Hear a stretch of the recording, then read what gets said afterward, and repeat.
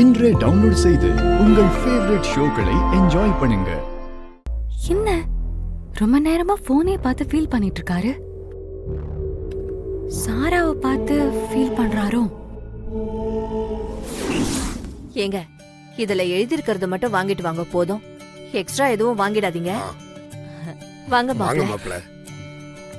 ஏதாவது வேணுமா? அதெல்லாம் ஒண்ணு இல்ல மாமா. எவ்வளவு நேரம் தான் ரூம்ல இருக்கிறது, அதான் அப்படியே. ஆமா, நீங்க எங்க கிளம்பிட்டீங்க?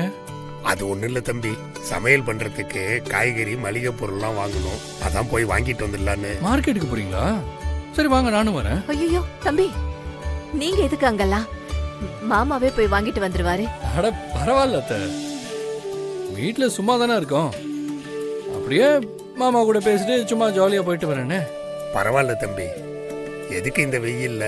நான் போயிட்டு வந்துடுறேன், ரூம்ல ரெஸ்ட் எடுங்க. அதுக்கு மட்டும் இல்ல மாமா, இப்ப நானும் குடும்பஸ்தான் ஆயிட்டேன்ல. இதே நாளைக்கு உங்க பொண்ணு நாளைக்கு தனியா நான் மார்க்கெட்டுக்கு போய் காய்கறி வாங்கிட்டு வர சொன்னா நான் தெரியாம முழிக்க கூடாதுல்ல. அதான் உங்க கூட வந்தா நானும் தெரிஞ்சுப்பேன்ல. மாமா கொஞ்சம் வெயிட் பண்ணுங்க, வருணையும் கூட்டிட்டு வந்துடுறேன். மாப்ள,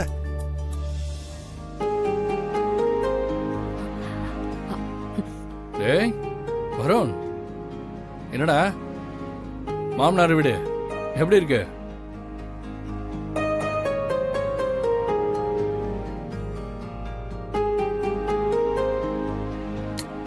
விருந்துக்கு வந்துட்டு ஏன்டா டல்லா இருக்க? சந்தோஷமா இருடா. சரி, மாமா மார்க்கெட் போறாரு, நம்மளும் அப்படியே போயிட்டு வரலாம். நான்லாம் வரல. ஏன், உன் ஒய்ஃபை வீட்டில் விட்டுட்டு வர மனசு இல்லையா? இல்லைன்னா அவங்களையும் கூட்டிட்டு வா, நம்ம எல்லாம் ஜாலியா பேசிட்டு போயிட்டு வரலாம். என்னடா எது சொன்னாலும் டென்ஷன் ஆகுற? டேய், உன்னை நான் ஒன்றும் கூப்பிடலப்பா, உன் மாமனார் தான் கூப்பிட்டாரு. ஏதோ மருமகன் கூட பேசிக்கிட்டே போனா நல்லா இருக்கும்னு அவர் ஆசைப்படுறாரு.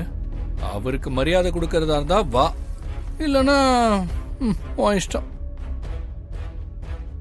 என்னடா, அட வாடா.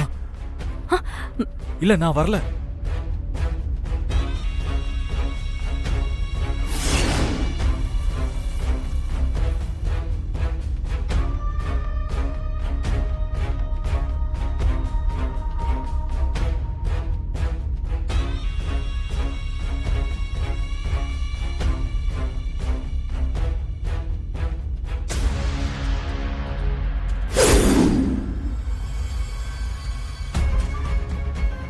எல்லாரும் இருக்கும்போது வெண்ணிலா கூட சந்தோஷமா இருக்கிற மாதிரி காட்டிக்கிறாரு.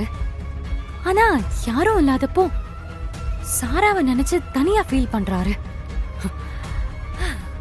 அப்போ இவங்க ரெண்டு பேரும் எதையும் மறைக்கிறாங்க. நிஜமாவே ரெண்டு பேரும் சந்தோஷமா இருக்காங்களா இல்லையான்னு இந்த போனை வச்சு கண்டுபிடிக்கிறேன்.